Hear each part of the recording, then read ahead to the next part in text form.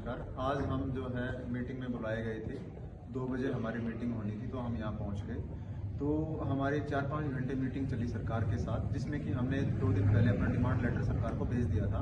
उसमें हमारी मुख्य मांगें थी 6, जिसमें कि ये था कि हमें जो है कंपलसरी जो है सर्विस दी जाए, कि हम गवर्नमेंट में काम करना चाहते हैं तो हमें इसके बारे में गारंटी दी जाए कि सरकार हमें नौकरी देगी, और वो नौकरी जो है हमें 3 महीने के समय के अंदर चाहिए। तभी अगर सरकार 3 महीने के अंदर अगर जॉब नहीं दे पाती है तो हम जो बॉन्ड अमाउंट है वो देने के लिए बाध्य नहीं होंगे।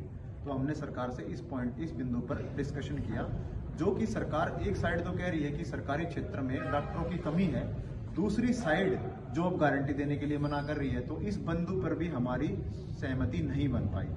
फिर बात आई कि ये जो कंपलसरी जो सर्विसेज है जो हम सरकारी संस्थानों में देना चाहते हैं, तो जो कि सरकार ने 7 साल का प्रपोजल दिया था, और जो कि बॉन्ड की जो अमाउंट जो सरकार ने रखी थी 40 लाख रखी थी, तो उन तथ्यों पर बात हुई कि 40 लाख तो देना स्टूडेंट के लिए असंभव है। तो हमने बताया कि 62,000 रुपये 7 साल के हिसाब से 1 महीने की इंस्टॉलमेंट बनती है, जिसको कि छात्र दे नहीं पाएगा किसी भी कीमत पे।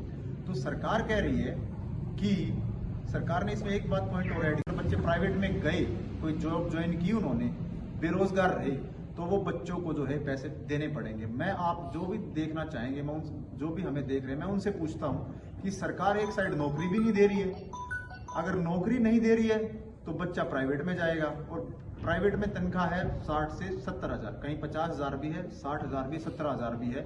तो ये हुआ कि 6 साल उसने MBBS की, जिसमें कि उसको कोई पैसा नहीं मिलना जो कि उसकी पढ़ाई है। तो जैसे ही उसने 6 साल MBBS की, तो 40 लाख का उस पर बॉन्ड अमाउंट लग गया।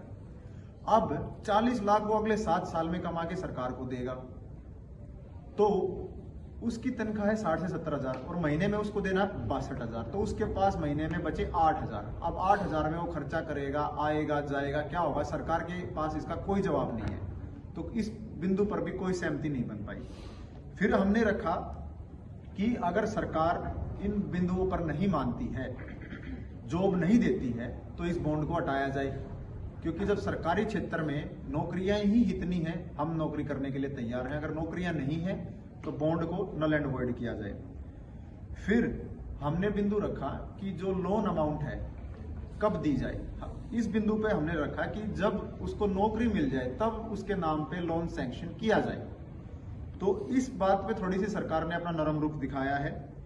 फिर हमने एक बात और रखी थी कि जहां भी बच्चे किया जाए, तो इस बात पे थोड़ी सी सरकार ने अपना नरम रुख दिखाया है। फिर हमने एक बात और रखी थी कि जहां भी बच्चे को कोई MD MS किसी दूसरे स्टेट में अगर कोई जॉब मिलती है, तो वो उस ड्यूरेशन में काउंट किया जाए और बॉन्ड को नल एंड वॉइड किया जाए। ये बिंदु भी सरकार ने थोड़ा माना है। लेकिन जो बात अड़ी हुई है वो 3 पॉइंट पे अड़ी हुई है कि सरकार एक साइड तो जॉब की गारंटी देने के लिए तैयार नहीं है, और बच्चों को बाध्य कर रही है कि वो खुद से उसको भरे। तो इसका मैं आपको बताना चाहूंगा, ये जो जितनी भी ये सिस्टम चल रहा है, जो भी हमारी लड़ाई चल रही है, सरकार की जो मंशा है वो ये है कि जो सरकारी कॉलेजेस की फीस है उसको 40 लाख रुपए कर दिया जाए। हमारी लड़ाई इसी में ही है। सरकार की मंशा साफ हो गई है। शायद CM साहब इस मैटर को सोल्व करना चाहते होंगे, क्योंकि उनकी कल स्टेटमेंट आई थी, शायद रविवार को इस चीज का सोल्यूशन हो सकता है। मुझे लगता है जो अधिकारी आए थे आज, जिन्होंने हमसे बात की, उन्होंने उन बिंदुओं पर चर्चा करने की ज्यादा कोशिश नहीं की। वो हमारे तथ्य को समझ नहीं पा रहे और हमारा एक संतोषजनक जवाब नहीं दे पाए। तो मैं अपने साथियों से निवेदन करूंगा, अगर कोई मेरे से कोई बिंदु छूट गया हो तो कृपया बताएं।